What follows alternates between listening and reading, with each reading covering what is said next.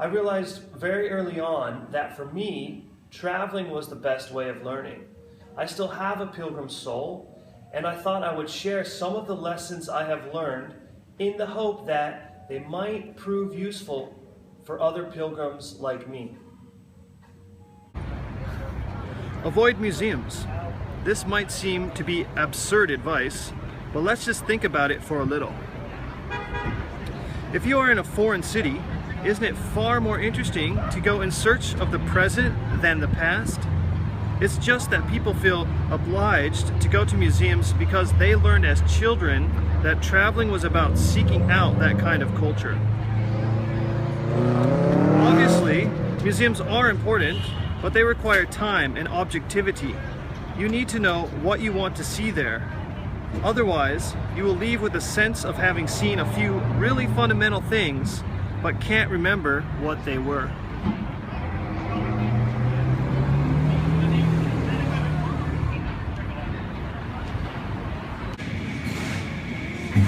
Bars are the places where life in the city reveals itself, not in museums. By bars, I don't mean nightclubs, but the places where ordinary people go, have a drink, ponder the weather, and are always ready for a chat. Buy a newspaper and enjoy the ebb and flow of people.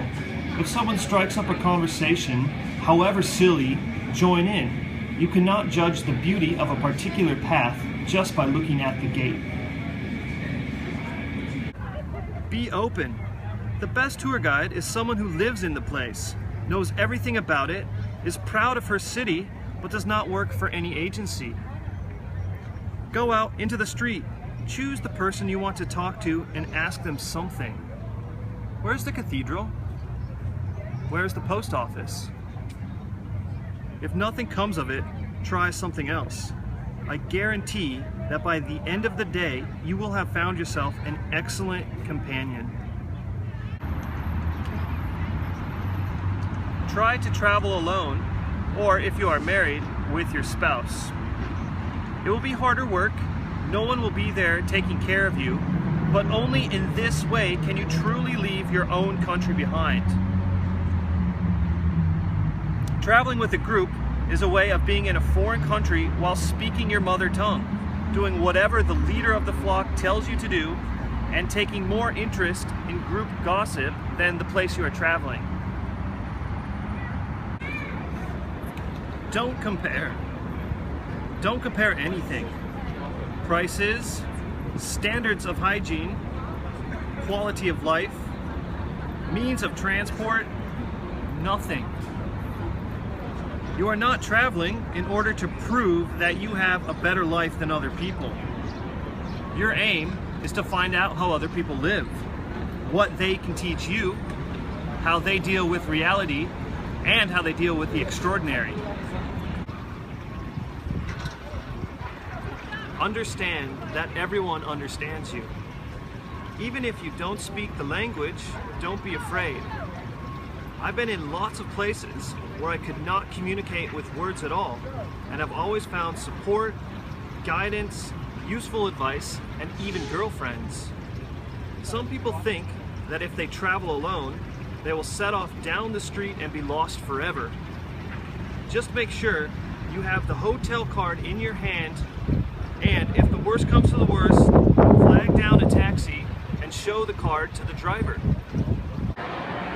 Don't buy too much. Spend your money on things you won't need to carry. Tickets to a good play, restaurants, trips. Nowadays, with the global economy and the internet, you can buy anything you want without having to pay excess baggage.